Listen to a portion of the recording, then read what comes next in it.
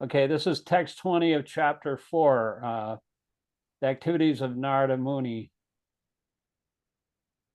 So, translation, the four divisions of the original sources of knowledge, the Vedas, were made separately, but the historical facts and authentic stories mentioned in the Puranas are called the fifth Veda. Yeah. Go ahead. Read text 21. After the Vedas were divided into four divisions, Palila Rishi became the professor of the Rig Veda. Jaimini, the professor of the same Veda, and the Vyasa Sampayana alone became glorified by the Yajur Veda. The purport, the different Vedas were entrusted to different learned scholars for development in various ways. Okay, text 22. The Samantu Muni Angira, who was very devoutly engaged, was entrusted with the Atharva Veda, and my father, Romaharshan, was entrusted with the Puranas and historical records. Purport. In the Shruti mantras, it is also stated that Angira Muni, who strictly followed the rigid principles of the Atharva Veda, was the leader among the followers of the Atharva Veda. Go ahead. You can read. We'll take turns reading each verse and purport. Yeah, the translation. All these learned scholars in their turn rendered their entrusted Vedas upon their many disciples, grand disciples and great disciples, and thus the respective branches of the followers of the Vedas came into being. The purport. The original source of knowledge is the Vedas. There are no branches of knowledge, either mundane or transcendental, which do not belong to the original text of the Vedas. They have simply been developed into different branches. They were originally rendered by great, respectable, and learned professors. In other words, the Vedic knowledge, broken into different branches by different disciplic succession, has been disturbed all over the world. No one there can claim independent knowledge beyond the Vedas. Text 24. Thus, the great sage Vyasadeva, who is very kind to the ignorant masses, edited the Vedas so they might be assimilated by less intellectual men. Purport. The Veda is one, and the reasons for its divisions in many parts are explained herewith. The seed of all knowledge, or the Veda, is not a subject matter which can be easily understood by any ordinary man. There is a stricture that no one should try to learn the Vedas who is not a qualified Brahmana. This stricture has been wrongly interpreted in so many ways. A class of men who claim Brahminical qualifications simply by their birthright in the family of a Brahmana claim that the study of the Veda is the monopoly of the Brahmana caste only. Another section of people take this as an injustice to the members of other castes who do not happen to take birth in a Brahmana family, but both of them are misguided.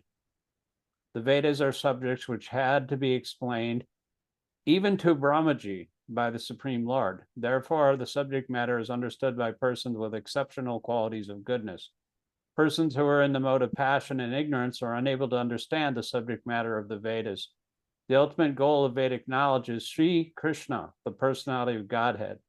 This personality is very rarely understood by those who are in the modes of passion and ignorance. In the Satyuga, everyone was situated in the mode of goodness. Gradually, the mode of goodness declined during the Treta and Dvapara yugas, and the general mass of people became corrupt. In the present age, of the mode of goodness is almost nil, and so for the general mass of people, the kind-hearted, powerful sage Srila Vyasadeva divided the Vedas in various ways so that they may be practically followed by less intelligent persons in the modes of passion and ignorance.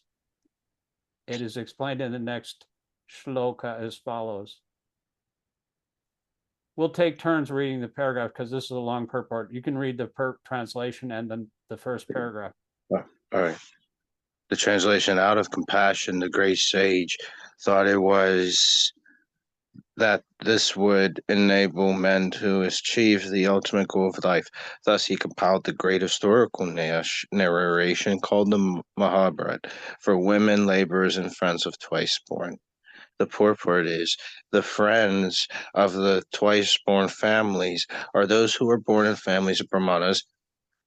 What's that word for warriors? Sash? I can't pronounce it. Kshatriya. It's Satya. like KS, it's a SH sound with a dot under it. So it's Yeah. Kshatriyas. Kind of like a Satya. CH sound. Yeah. And Vyaisas. I'm sure. Vaishyas, Vaishyas. Vaishyas. Vaishyas. The S with a apostrophe over it, that's also an SH sound. Yeah. Or the spiritual cultured families, but who themselves are not equal to their forefathers. Such descendants are not recognized as such for want of purificatory achievements. Purificatory, I think it's pronounced. Yeah, I That's a have tough one. pronouncing these words a little bit. Achievements. The purificatory, I'm still pronouncing it wrong, activities begin even before the birth of a child, and the seed-giving reformatory process is called, I kind of don't know that word. I'm not Garbhadan sure. samskar. Yeah. That means like What? the purification process before you prepare for having when a couple prepares to have a child.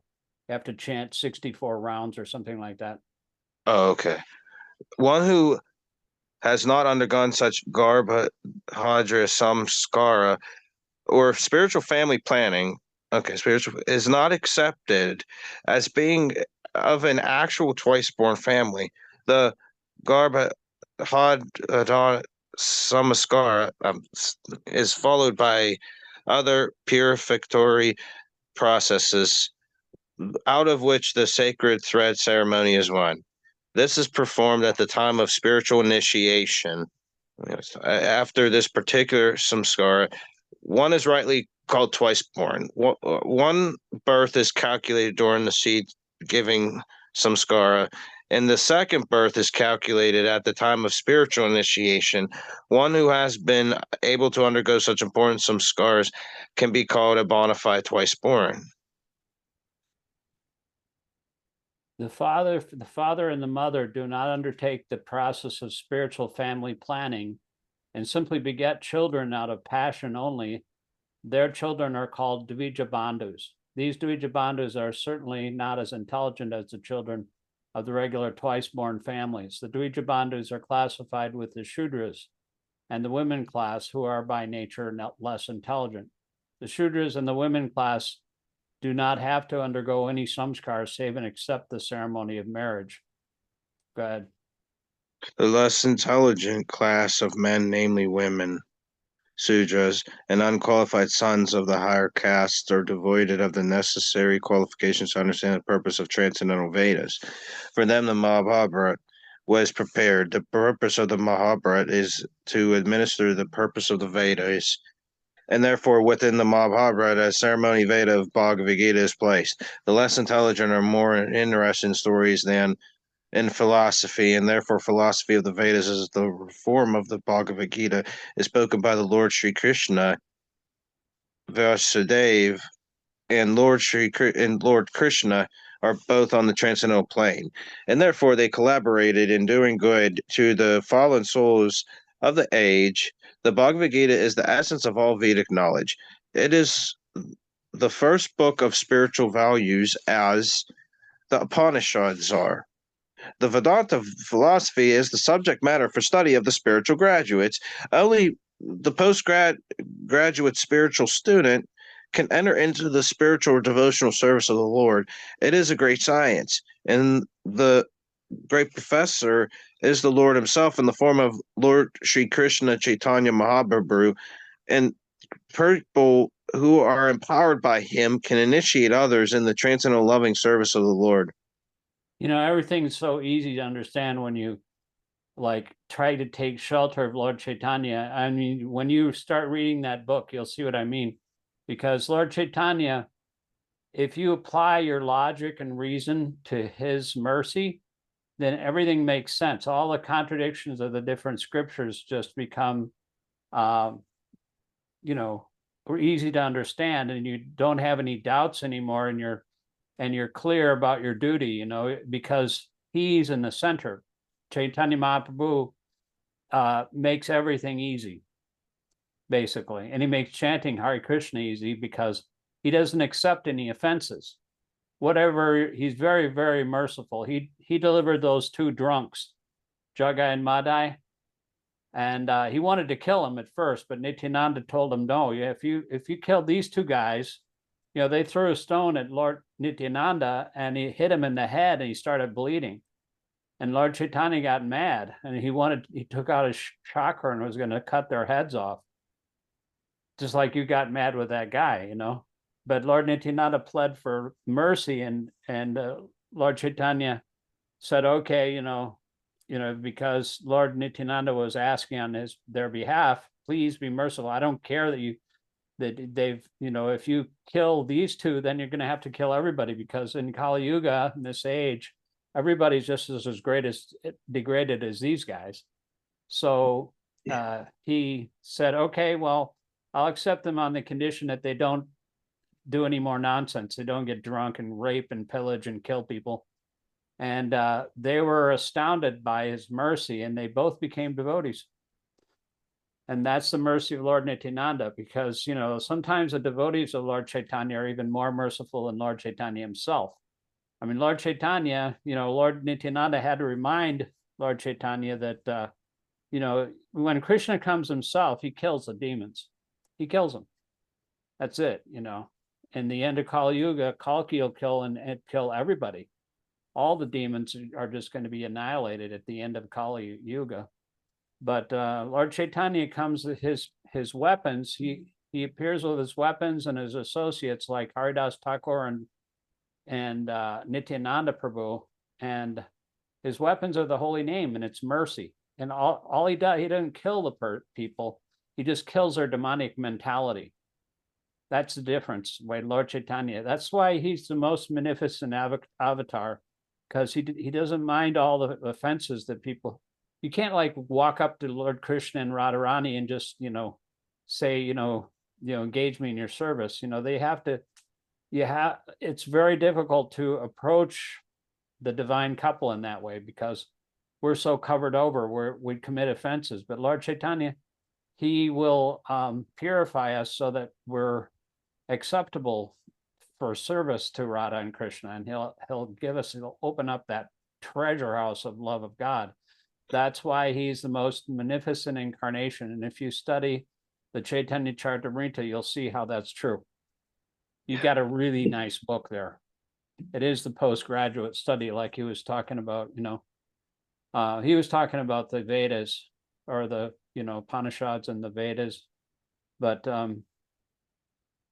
the Bhagavatam is the graduate study, and the Chaitanya Charitamrita is the postgraduate study of Krishna consciousness, because there's nothing higher than the religion as described by the followers of Lord Chaitanya. Rupa Goswami, he knows the mind of Lord Chaitanya. And so every day we say a prayer to Rupa Goswami. We're all supposed to be Rupanugas. We say, Sri Chaitanya Manobhistam Shtapitam Yena Bhutale Swayam Rupa Kadamayan Dadati Swabadandakam.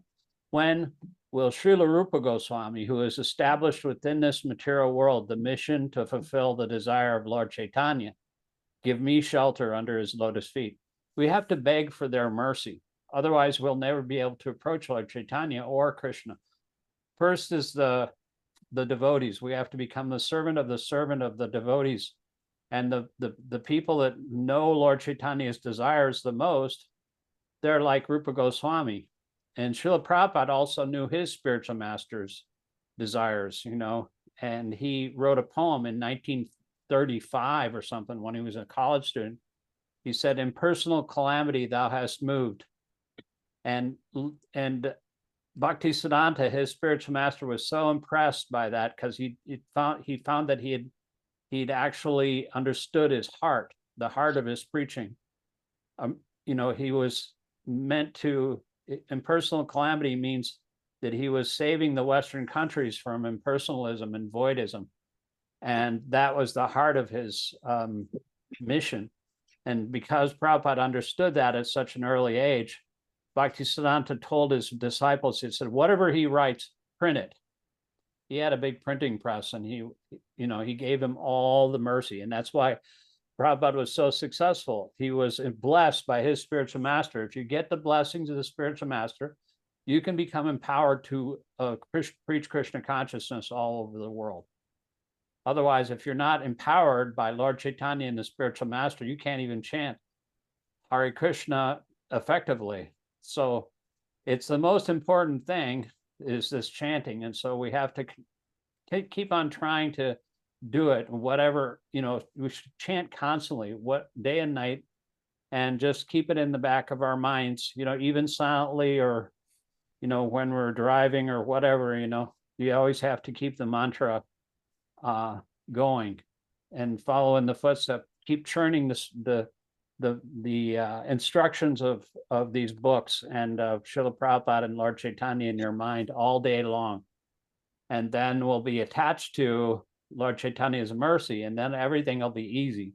Once you get onto the spontaneous platform, then everything becomes spontaneous. You don't have to work for it, It's just like you're already on cruise control, you know what I mean? Yeah. So anyway, you can read the next translation, starting with, "O twice-born Brahmanas." The twice-born Brahmanas, still his mind was not satisfied, although he engaged himself in working for the total welfare of all people. The purport is, the Sri Vyasadeva was not satisfied with himself, although he had prepared literatures of Vedic value for all-around welfare of the general mass of people. It was expected that he would be satisfied by all such activities, but he ultimately was not satisfied. Yeah, even Vyasadeva, he's like the literary incarnation of Krishna himself. But he's showing by his own pastimes that you need a spiritual master in order to understand the right path. And Narada Muni came to him and he said, look, you've described all these different ways of understanding the essence of, karma kanda and how to engage in pious activities, but you haven't really talked about Krishna enough. Just write a book about Krishna, and that's this book, Śrīmad-Bhāgavatam. Okay, so thus the sage, being dissatisfied at heart, at once began to reflect, because he knew the essence of religion, and he said within himself, purport, the sage began to search out the cause of not being satisfied at heart. Perfection is never attained until one is satisfied at heart.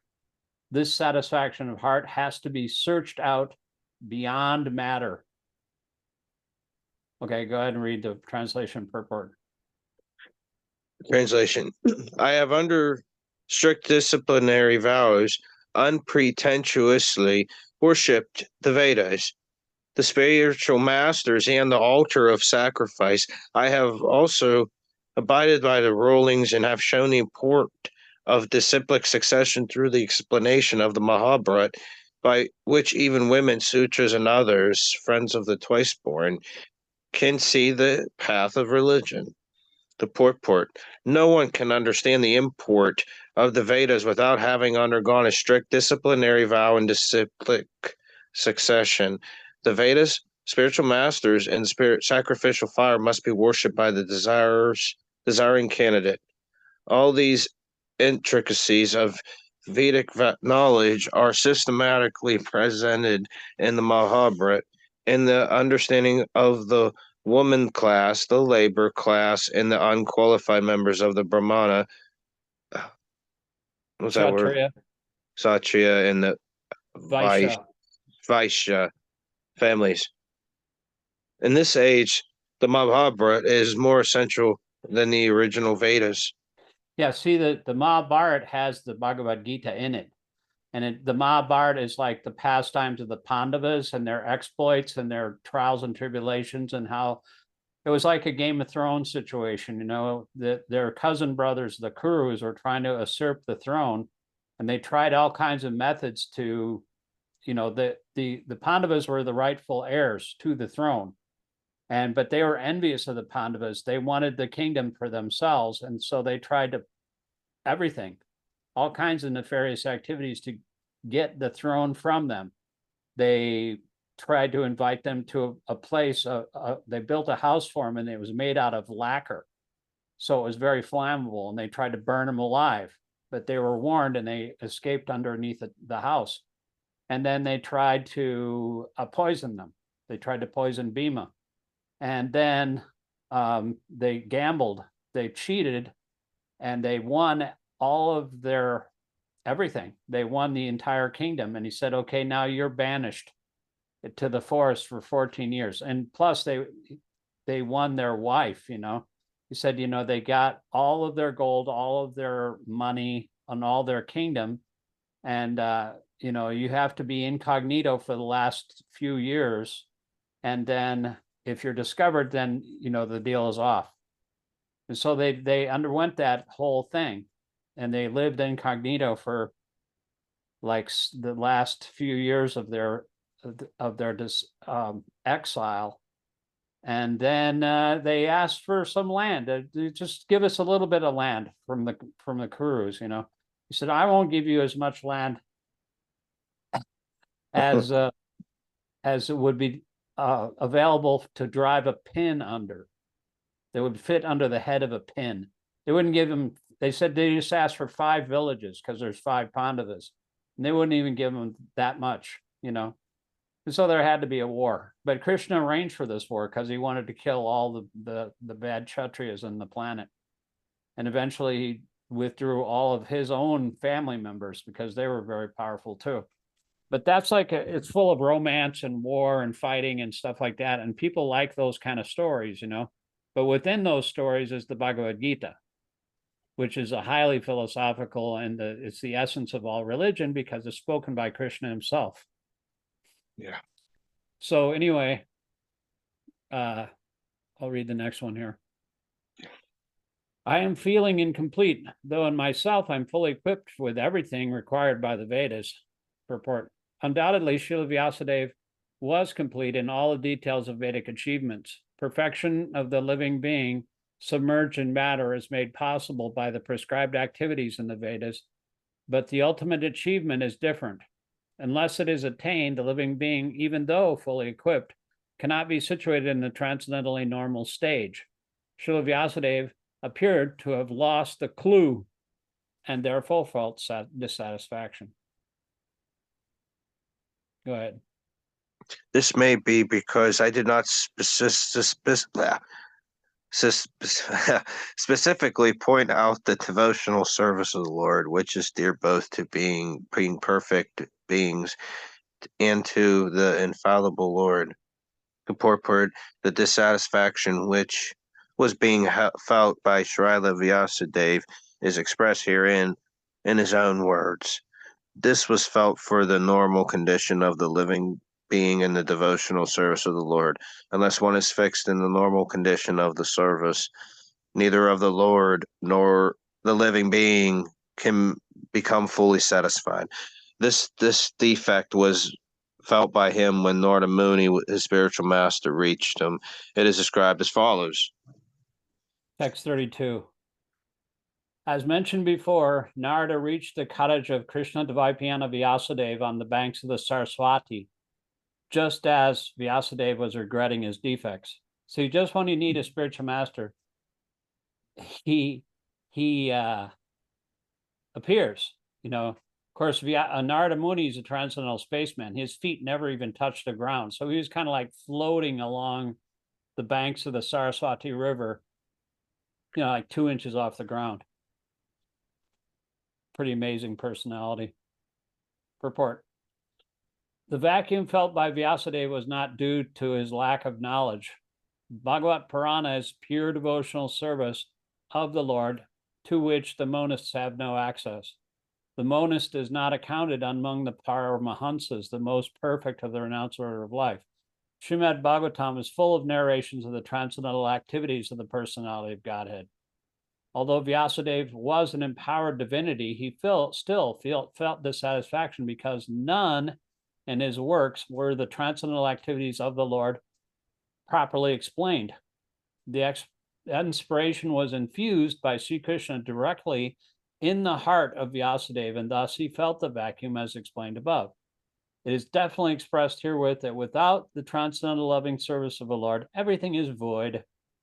But in the transcendental service of the Lord, everything is tangible without any separate attempt at fruitive work or empiric philosophical speculation. Go ahead. I think we're done here almost. Yeah. Cool. There's one more. There's one more. At the auspicious arrival of Śrī Nārada, Śrī Vyasadeva got up respectfully and worshipped him, giving him veneration equal to that given to Brahmaji, the creator. Purport: Vaidhi means Brahma, the first created living being. He's the original student as well as professor of the Vedas. He learned it from Sri Krishna and taught Narada first. So Narada is the second Acharya in the line of spiritual disciplic succession. He is the representative of Brahma, and therefore he is respected exactly like Brahma, the father of all Vedis, which is regulations. Similarly, all other successive disciples in the chain are also equally respected as representatives of the original spiritual master. And this thus ends the Bhaktivedanta purport of the first canto, 4th chapter of the Śrīmad-Bhāgavatam, entitled The Appearance of Śrī Nārada. Narada Muni. Narada Muni Vijayavina. There's a song. He travels around the universe with his vina. It's like a stringed instrument. It looks kind of like a sitar. Yeah. But he travels, he can go anywhere in the material or spiritual worlds in no time, flat. Yeah, I mean, and he's fast. Yeah, he actually visited Lord Krishna's palaces. He wanted to find out what's going on because he saw that Krishna was engaged in different activities in different palaces with different queens. He had 16,000 queens, and each queen had a palace. And he went into the first one, and with Rukmini was in there, and he was like playing with his kids or something like that. And he went into the next one, and it was like a different time of day, and completely. And he was doing something else. Maybe he was doing his morning ablations or something like that. And then in another place, he was, taking a bath or whatever, or eating, and in different palaces, every single one was different activity. And Narada Muni was just blown away by each of these things because each of the queens thought that, Krishna was with her alone, and she thought that she was his favorite queen because he was always with her. And then he would go out after his morning program, and he would go out of all the palaces and merge into himself, into one Krishna. All the 16,000 forms of Krishna would merge into one Krishna, and then he'd go to the assembly hall and meet with all his advisors. Wow. So, that's why, if you try to do better than Krishna, if you try to enjoy more, you may have like 2 girlfriends, okay? Okay, Krishna had 16,000 girlfriends. You can't compare enjoy yourself more with than him. Krishna because he's Krishna and you're not. Yeah. I see what you're saying. You can't compare yourself to him. Yeah, I mean, nobody can, because nobody is equal to or greater than Krishna. A lot of people think they are, but they're not. Yeah. There's also the Narada Purana too. Narada Purana, yeah. There's so many different Puranas. The one I just completed, the Padma Purana. It had 55,000 verses. Did you finish it? Yeah, I finished it, and wow. I told I'll show you the screen of when I told my my mentor, the Adi Purusha is the guy from Ukraine. He feeds me all these books. I'll show you what I said to him. That's a load. I mean, that's a big book. I mean, because mine, Oh yeah, mine's well I small. can't get enough. It's Mine- just like my bread and butter, you know. yeah, because the When I piranhas started I have are reading, small. The ones I have are small. They're the Padma piranha was not the one that you have, but they just kind of put like they're just it's a smaller version. yeah, yeah. See, this is what I said to him. Padma Purana is done. 55,000 verses, 692 chapters, 154 hours. Wow. And he said, "Wow." Oh, Your service will carry you to the back oh, realms. I hope so. yeah, I hope so. This place sucks. This I'm realm not is gonna. not the best realm in the world, in the universe, that's for sure. But No, it's not. that's what the Padma Purana talks about, you know, how you can get out of this material world, because it's basically about Vishnu. Yeah, It's it is actually about Vishnu, and then, of course, you mentioned we go on about the telescopes, where even in that documentary I sent you, where those Bhaktivedanta science scholars talk about, we only had to a certain point, like on how the explanation how you told me about that poster. It's really right. we just cannot go any far. It's like when you cross the finish line, you're already done. You're Yeah. done. That's pretty much how he's pretty much explaining it. Yeah, well, you know, you're never really, you're done in one sense, but in another sense, you're never done. You know, so have you ever done Yeah, a surrendering to Krishna? Krishna is yeah, always fresh and new. And once you discover him, you know, even to Krishna, he really doesn't even know himself, because there's always more to be discovered about himself. So even yeah, God doesn't even know himself. You know, Ananta Shesh he's that big snake. He has yeah, 1,000 heads, and he's been glorifying Krishna since time immemorial. And he hasn't yeah. even touched his glories, you know. Wow. So, Yeah, yeah, I mean, like that's Nityananda too. Lord Nityananda is Ananta. That's what's amazing. He's also Lakshman, Ram's brother. He's Nityananda and Ananta Shesh, both combined. And Ananta Shesh is Lord Vishnu's bed and his slippers. He takes on different forms, and it serves Vishnu in different ways. It's just incredible, you know, like the way that all these different personalities are one and the same, but they're also just meant for Krishna's enjoyment, you know. And we're actually also meant for Krishna's enjoyment. Krishna wants us to come back to the material world. Anyway, thank you for joining. I think we're less than 1 minute, so we're going to have to sign off here. But thanks a lot for joining. It's the two guys. My friend said you should start a company called Two Guys in a Book, because it's usually two guys Śrīmad-Bhāgavatam class. I thought that was pretty funny. it's only for certain people. Yeah. Well, you know, I'm glad that you joined, you know, because it's two guys are better than one. Yeah. Thank you. Thank you, Alan. Hare Krishna.